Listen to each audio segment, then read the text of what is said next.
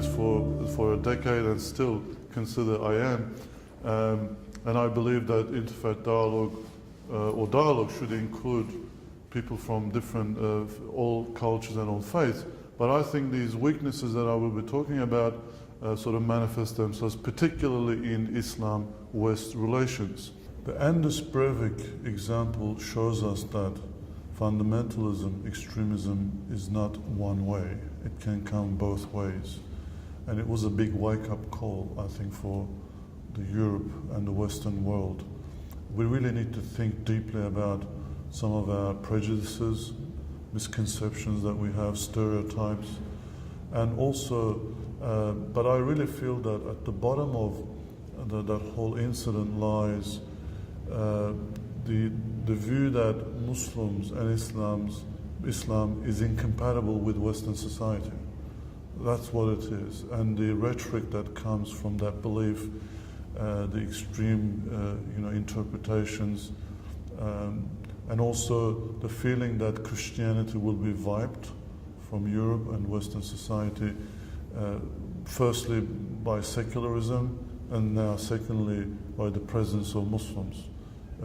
Now those fears and anxieties, I feel, can only be overcome through dialogues.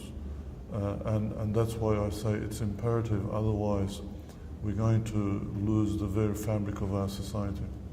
Now firstly, there is no historical experience where large populations of people who are culturally and religiously different to Christian Europe existed in Western societies. And Western civilization is great. It has brought a lot of, it made a lot of contribution to the world, but it has certain fault lines, as I call it, or weaknesses. And the first one is that the lack of a large minority living in Western countries. It has never happened in history. You can just go back thousands of years.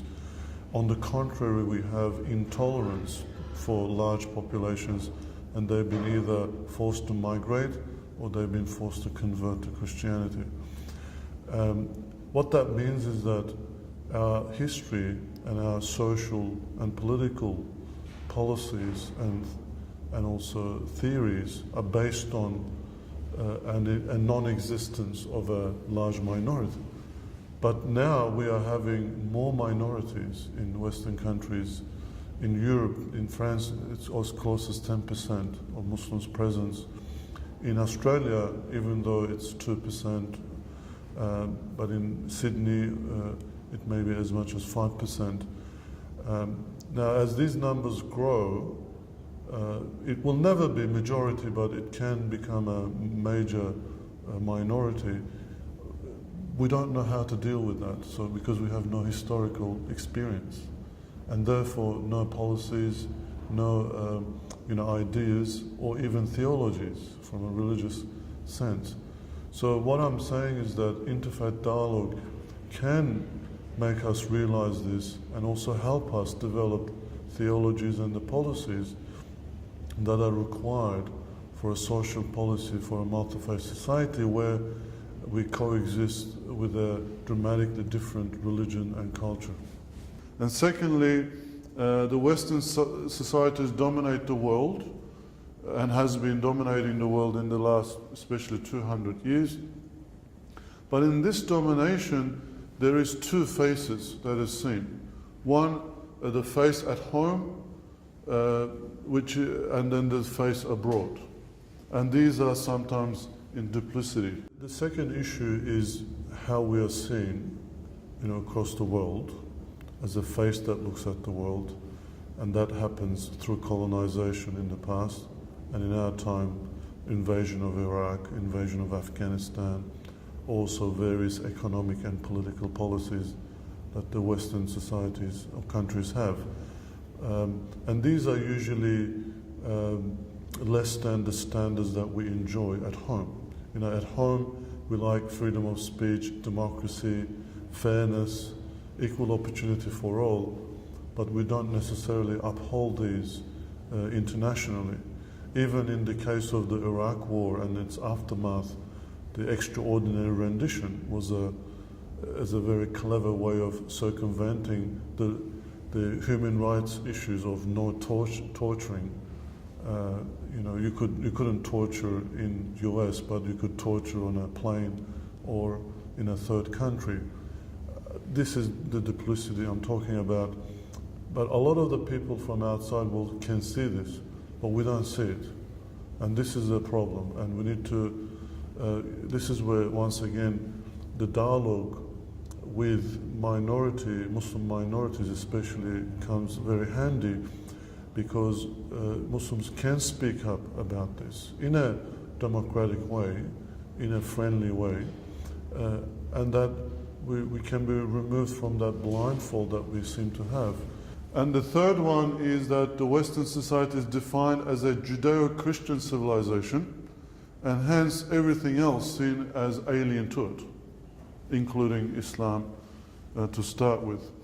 And the third line of weakness that I have mentioned is that we see and accept that the Western civilization is ultimately a Judeo-Christian civilization.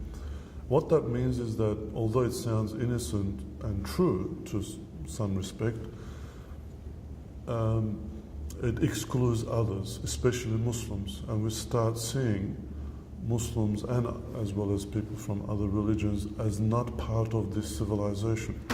And this is at the heart of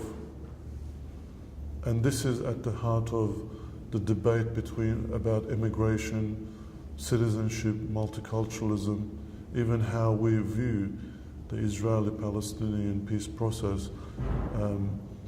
That there's a feeling that Muslims and Islam don't fit into this culture. At the same time, Muslims, some various segments in Muslim world, also agree with that, and they see no commonality between the Western society, Western civilization, and the Muslim world. But the reality is that if we go back in the past, especially Middle Ages, European Renaissance would not have been possible without the contribution to science and knowledge of Muslims. A lot of the classics, from Greek classics, Aristotle, Plato, comes through Muslim channel and the commentaries by Muslims. And fourthly, there are centuries of misunderstanding and ongoing breakdown in communication between Muslim world and the West. The fourth issue that is at the heart of the West-Islam relations is the misinformation that has been carried on through Crusades era, the Song of the Roland, Dante's Divine Comedy, the European travelers who were infatuated with the harem and nothing else, the Orientalists who saw Muslims as monolithic entity, and it came all the way to our current conceptualization of media, by the media, of Muslims, have all given us gross misunderstandings and stereotypes. These have to be corrected, and the best thing that does that is interfaith dialogue, because through interfaith dialogue we get to meet people at the human level, and one can easily strip all that misconception in one single experience.